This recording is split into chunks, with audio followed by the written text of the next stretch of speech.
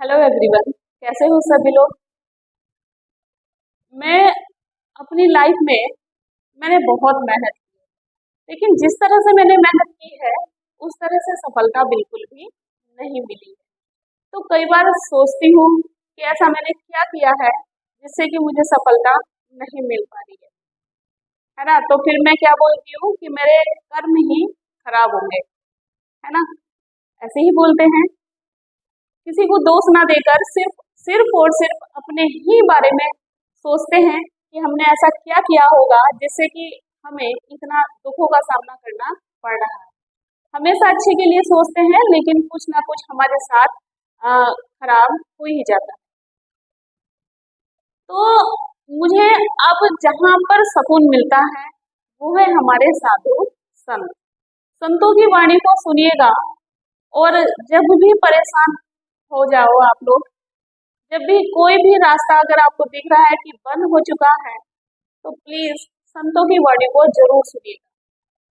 अगर इतना भी टाइम ना मिले तो किसी भी मंदिर में चले जाइएगा, मन को शांति जरूर मिलती है। और एक और मैं बात बता दूं, ये मेरा खुद का अनुभव है, मन को शांति तो मिलती ही है और वहां से हमें एक सोल्यूशन भी जरूर मिलता है ना। और वो सॉल्यूशन जो होता है, जो कि हमारा अंदर से आवाज हमारी निकलती है, वो आवाज बिल्कुल सत्य होती है, बिल्कुल सही होती है कि जो कुछ हो रहा है हमारे कर्मों के ही फल है ना। किसी को दोष मत दीजिएगा, हमारे ही उसमें कर्म छिपे हुए हैं जो कि हमें मिल रहे हैं। अब कोई हमें दुख दे रहा है तो हमें उसके द्वारा जो दुख मिल रहा है, तो ये कहीं ना कहीं हमारे कर्म रहे होंगे ऐसे कि हमें उसके द्वारा दुख मिला है, जिससे हमारा कुछ लेना देना भी नहीं है, लेकिन उसके द्वारा हमें दुख मिलता है। तो ये कहीं ना कहीं हमारे पिछले कर्म भी होते हैं जो कि हमें भुगतने पड़ते हैं। मुझे जो शांति मिलती है, बड़ा अच्छा लगता है मंदिर जाकर, दूसरी बात साधु संतों की बातों को सुनकर। तो ऐसी ही अनुरूपचार्य जी बड़ी अच्छी बातें करते हैं, और ये जब बोलते हैं ना, सच में ऐसा लगता है कि ये जो बातें कर रहे हैं बहुत अच्छी बातें बता रहे हैं। तो आप लोग इनकी बातों को सुनिएगा, परेशान मत होइएगा। सबके जीवन में दुख है, सबके जीवन में परेशानियां हैं, लेकिन ये परेशानियां लाइफ टाइम तक नहीं रहती, ये कुछ टाइम के लिए आती है और चली जाती है। जैसे कहते हैं ना कि अगर अभी उजाला हुआ है तो ये हमेशा के लिए उजाला नहीं हुआ है, यहाँ पर अंधेरा भी जरूर आएगा। अंधेरा आएगा तभी तो उजाला आएगा, उजाला आया है तो तभी तो यहाँ अंधेरा भी आएगा। ऐसे ही अगर दुख कुछ टाइम के लिए आया है तो सुख भी आएगा, अगर सुख आया है तो दुख भी जरूर आएगा। आप लोगों ने महाभारत में जो कुंती है, कुंती से श्री कृष्ण भगवान जी कहते हैं कि अब आपका काम सारा मैंने कर दिया है, अब मैं जाता हूँ। तो कुंती का जो उन्होंने वो बोली है, उनके वचनों को सुनिएगा। उन्होंने कहा था कि मुझे सुख मत दीजिएगा, सुख को मुझे नहीं चाहिएगा जिसमें मेरा साथ मेरे भगवान ही ना है, मुझे वो ही दुख दे दीजिएगा जिस दुख में मेरे साथ मेरे भगवान है। यानी कि वो कृष्ण जी को जाना नहीं देना चाहती, अपने साथ ही रखना चाहती है और मांगती है कि मुझे दुख दे दीजिएगा, कम से कम आप तो मेरे साथ रहेंगे। तो कर्मों की बात छोड़िएगा, है ना, और इनकी वाणी को सुनिएगा, क्योंकि हर किसी के नसीब में दुख है तो हर किसी के नसीब में सुख भी नहीं है ना। तो चीजों के बारे में जरा समझिएगा, इनकी वाणी को सुनिएगा, आपको शांति मिलेगी, सुकून मिलेगा और जीने का एक नया तरीका जरूर मिलेगा। में टेंशन है, चिंता है, डिप्रेशन है, वो हाथ उठाए। आज दूर ना कर दिया तो फिर बताना।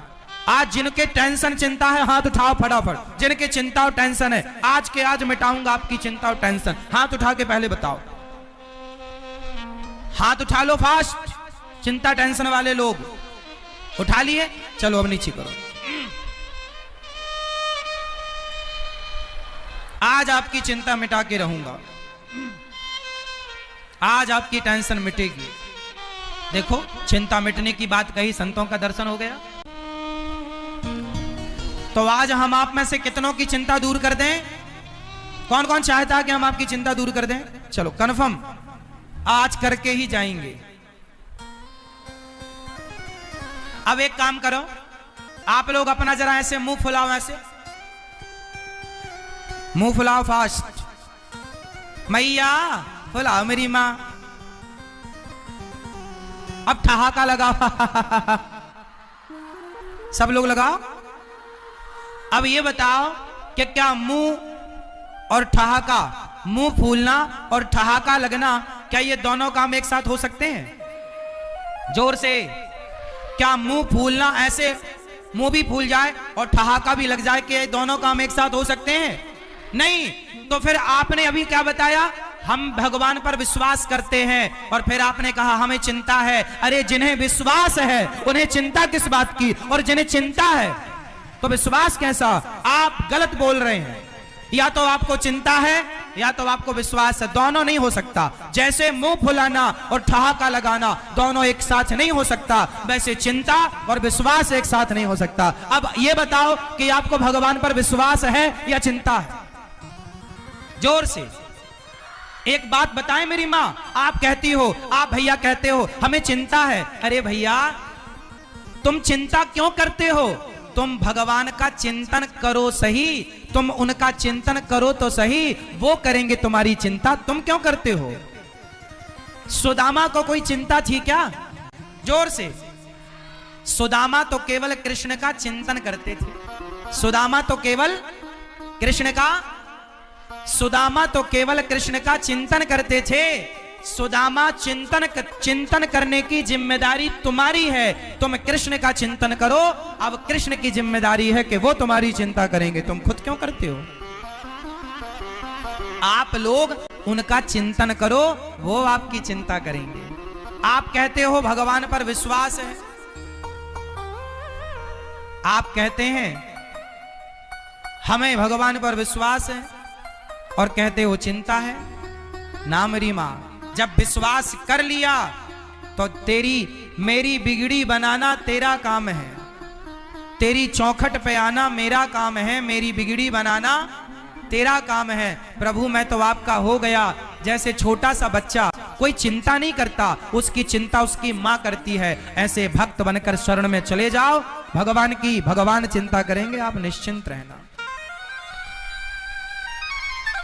तो आज से चिंता नहीं करेंगे, क्या करेंगे? जोर से, भगवान का चिंतन। और आपके चिंता करने से कुछ ना होगा, विश्वास करो भगवान सब, वो आप अपना कर्म करो, आगे की जिम्मेदारी भगवान की। विश्वास रखो भगवान पर, कर्म ईमानदारी से करो, फिर देखना चिंताएं मिट जाएंगी, आप सुखी हो जाएंगे। प्रहलाद जी ने कहा पांचवी भक्ति विश्वास, भगवान का नाम मंत्र जाप मम दृढ़ विश्वासा, पंचम भजन सुवेद प्रकाशा। भगवान का नाम किसके साथ जपना है? विश्वास के साथ। तो कितने लोग भगवान पर विश्वास करेंगे? और चिंता का त्याग कर दो। विश्वास है तो चिंता नहीं होनी चाहिए। आप लोग कहते हो ना विश्वास है, विश्वास नहीं है आपको, आपको तो केवल चिंता है। आप कहते हैं मेरी बेटी का ब्याह कब होगा महाराज, मेरा दुख दूर कब होगा महाराज, मेरा घर कब बनेगा महाराज, मेरा कर्जा कब दूर होगा महाराज, मेरे बेटे की नौकरी कब लगेगी महाराज, मेरे शरीर का दर्द कब ठीक होगा महाराज। मेरी माँ, ये जो तुम्हारे दुख हैं, ये तो तुम्हारे दुख तुम्हारे कर्मों से मिलने ही मिलने हैं। इन दुखों को कोई माई का लाल दूर नहीं कर सकता। यदि संसार में आपका दुख कोई दूर कर सकता तो अब तक कोई कर देता। यदि दुख दूर कोई कर सकता है तो केवल भगवान दुख दूर कर सकते हैं। इसलिए क्यों किसी को पुकारना, क्यों दर दर की ठोकर खाना, क्यों ना भगवान के भरोसे रहना। आपका दुख कोई दूर नहीं कर सकता। बताओ, भीष्म पितामह भक्त है ना, पर बाणों की सैया पर लेटना पड़ा कि नहीं? हाँ या ना? अर्जुन भक्त है या नहीं? जोर से हाँ या ना? अर्जुन भक्त हैं लेकिन 12 साल वनवास जाना पड़ा। तुम कितने भी बड़े भक्त हो, सुदामा भक्त थे पर भाग्य में गरीबी थी तो भोगना पड़ा। जो तुम्हारे हिस्से का दुख है, चाहे हंस के उठाओ चाहे रो के उठाओ, कहीं माथा पीटने से तुम्हारा दुख दूर होता तो आज तक सबका दुख दूर हो जाता। इसलिए पागलों की तरह यहां वहां माथा ना पीटो, केवल भगवान के चरणों में विश्वास रखो। माथा पटकना है तो भगवान के चरणों में, हे प्रभु मैं आपका हूं, मैं आपकी हूं। यदि कोई दुख दूर कर सकता तो द्रौपदी का कोई दुख दूर कर देता, पितामह का दुख दूर कर देता। हमारे हिस्से का दुख हमें भोगना पड़ेगा। जो हमने कर्म किए हैं अच्छे या बुरे, भोगना पड़ेगा। हंस के भोगे या, इसलिए भोगो। को न काहू को सुख दुख कर दाता, निज कृत कर्म भोग सब भ्राता। ये ईश्वर की कर्म विधान है। आप लोगों को लगता है कि बाबा जी महाराज जी मंत्र पढ़ दें हमारा दुख दूर हो जाए ना, ऐसा कोई मंत्र नहीं है जिसको पढ़ के आप अपना दुख दूर कर लो।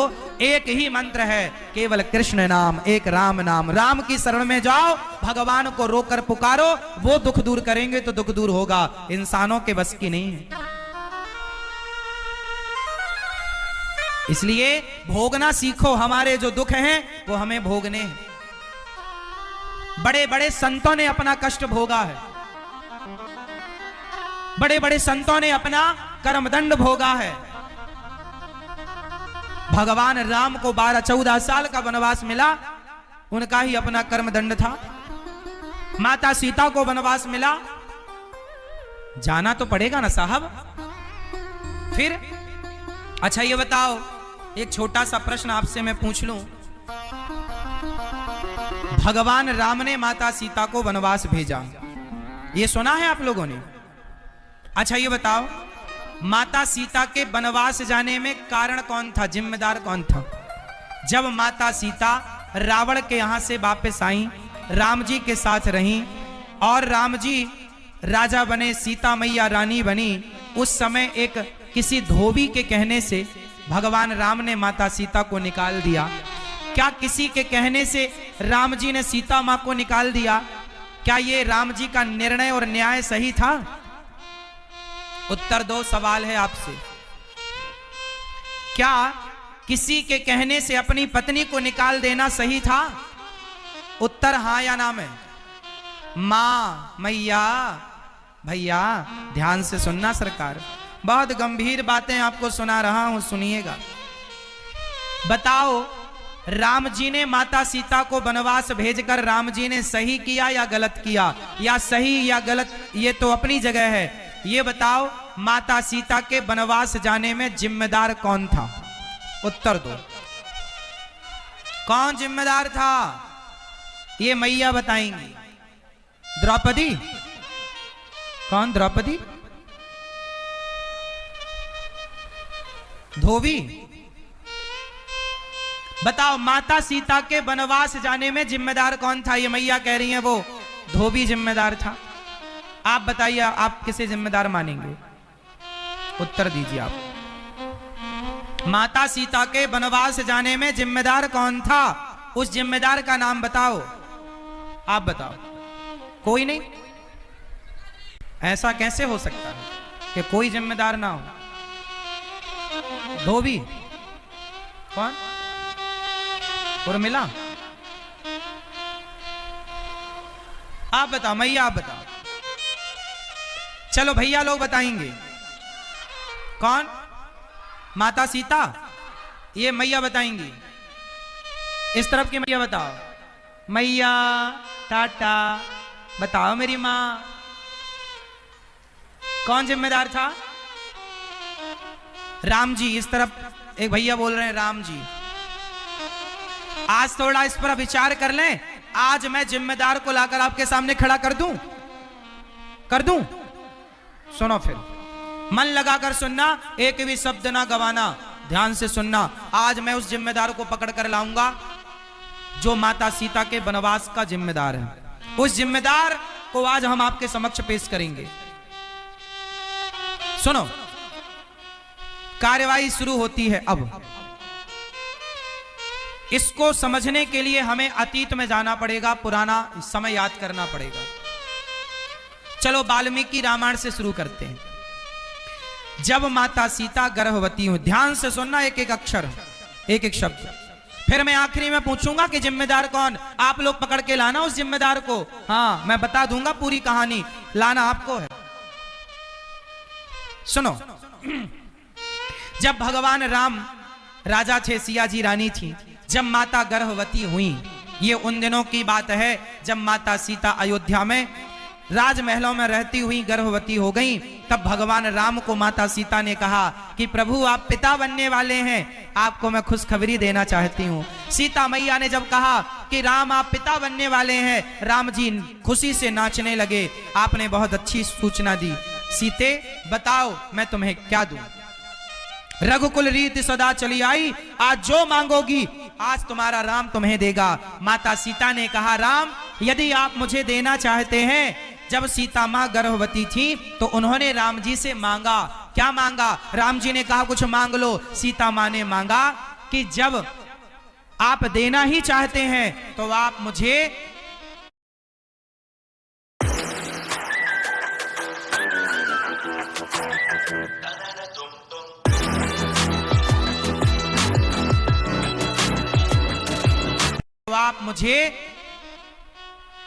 वनवास दे दीजिए। सीता मैया ने मांगा, क्यों? सीता मैया ने कहा कि मेरे जो बच्चे हैं यदि वो संतों की कुटिया में जन्म लेंगे तो संतों के संस्कार बच्चों पर आएंगे, इसलिए मैं संतों के आश्रमों में अपने बच्चे को जन्म देना चाहती हूं, ये राजमहलों में जन्म नहीं देना चाहती। ये बात किसने कही थी?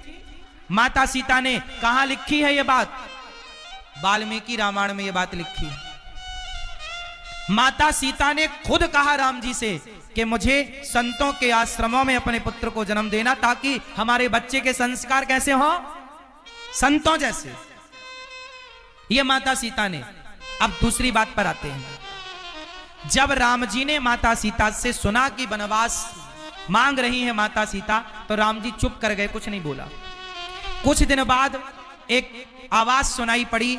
एक धोबी की पत्नी अयोध्या में काम करने आती थी। रात्रि को वो एक केवट के यहाँ पर रात्रि को रुक गई, क्योंकि केवट नाव से पार नहीं लगा सकता था, पानी गिर रहा था। सवेरे जब धोबी की पत्नी गई तो धोबी भाई ने कहा कहाँ थी रात भर? बोली पानी गिरने लगा, नाव रात को चल नहीं सकती थी तो मैं कुटिया पर रुक गई, केवट भैया की कुटिया पर, उनकी पत्नी के संग में थी। धोबी बोला मैं कोई राम थोड़ी हूं जो पराये पुरुष के पास पत्नी रहे और उसे स्वीकार कर ले, मैं तुम्हें स्वीकार नहीं करूंगा। लो भैया, राम पर ये उंगली उठनी स्टार्ट हो गई।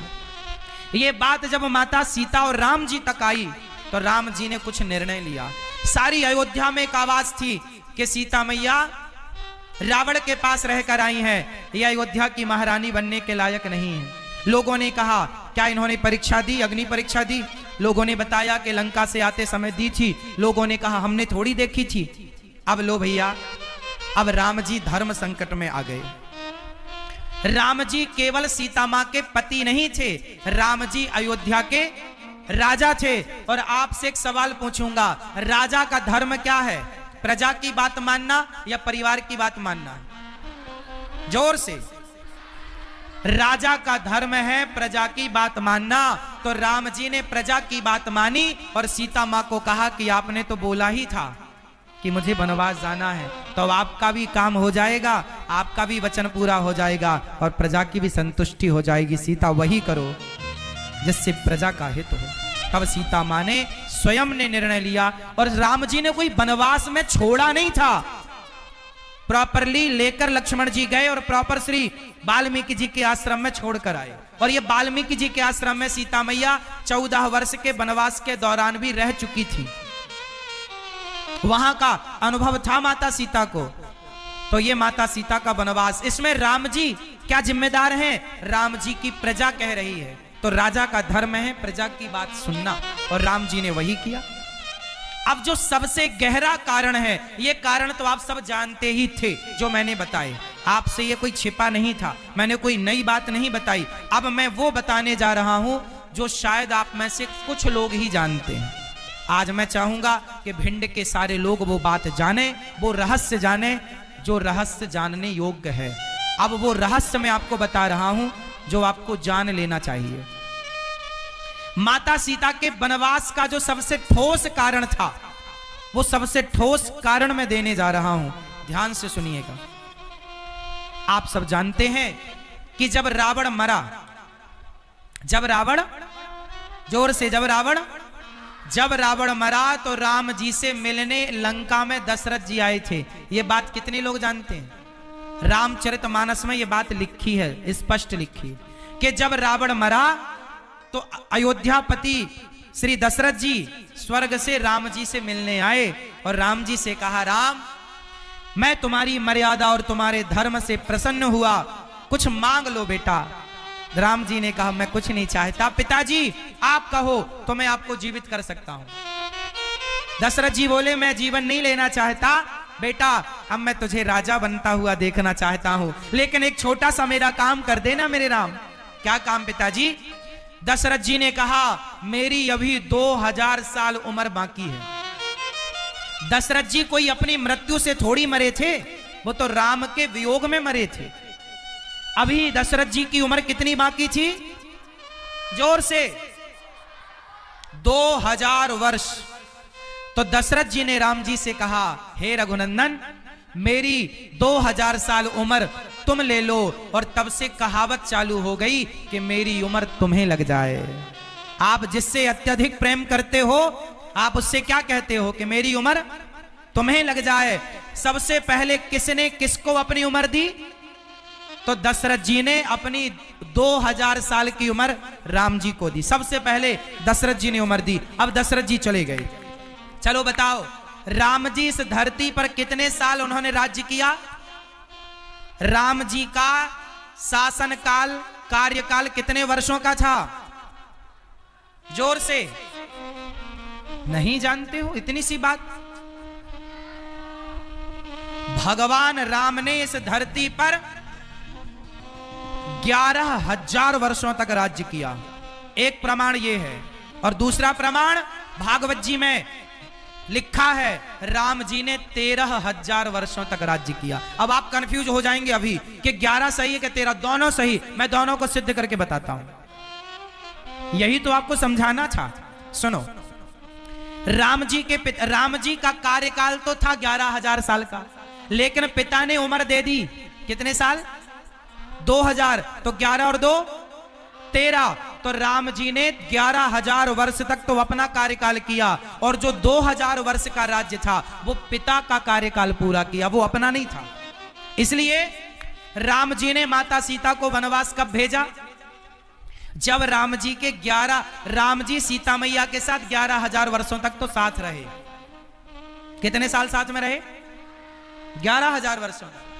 जब 11,000 वर्ष पूरे हो गए, तब राम जी को लगा अब तो पिता की आयु स्टार्ट हो गई, और पिता की आयु यदि चालू हो गई, पिता की उम्र चालू हो गई, पिता की सत्ता चालू हो गई, तो पिता की उम्र से राम जी अपनी पत्नी का स्पर्श करते तो मर्यादा बिगड़ जाती। बताओ बिगड़ती कि नहीं? पिता की आयु से यदि सीता मां का स्पर्श होता तो वो ससुर सीता का स्पर्श करते, ससुर बहू, तो मर्यादा बिगड़ती। इसलिए राम जी ने कहा कि अब पिता की आयु चल रही है सीते, अब मुझे पिता की आयु में रहना है, इसलिए आपका वनवास, इसलिए सीता मां को वनवास, क्योंकि वो पिता की आयु थी। और रही राम जी की बात, यदि राम जी को माता सीता पर कोई संदेह होता तो रावण के यहां जिस दिन आई थी माता सीता, उसी दिन राम जी त्याग देते। यदि राम जी को सीता मैया पर कोई डाउट होता तो राम जी उसी दिन त्याग देते जिस दिन रावण के यहां से आई हैं। क्या राम जी को सीता माता पर कोई संदेह था तो फिर उसी दिन त्यागते ना, फिर इतने दिन साथ में क्यों रहे? इसका मतलब राम जी को सीता पर कोई संदेह, ये तो समाज है साहब। इसलिए आप लोग कहते हो ना, लोग क्या कहेंगे।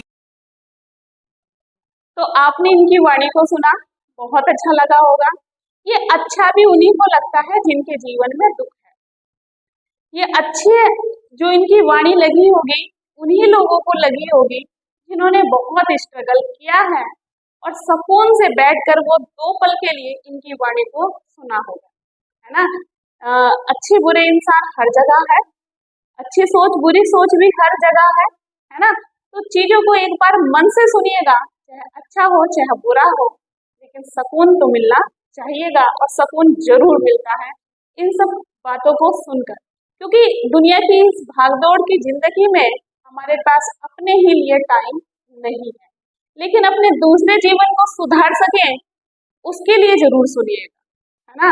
हमने जो आज तक पाप किए हैं, हमने जो आज तक गलतियां की हैं, वो आगे को हम ना कर सके, ठीक है। तो अपने आप को थोड़ा सा अपने लिए टाइम रखिएगा, अपने लिए टाइम जरूर निकालिएगा।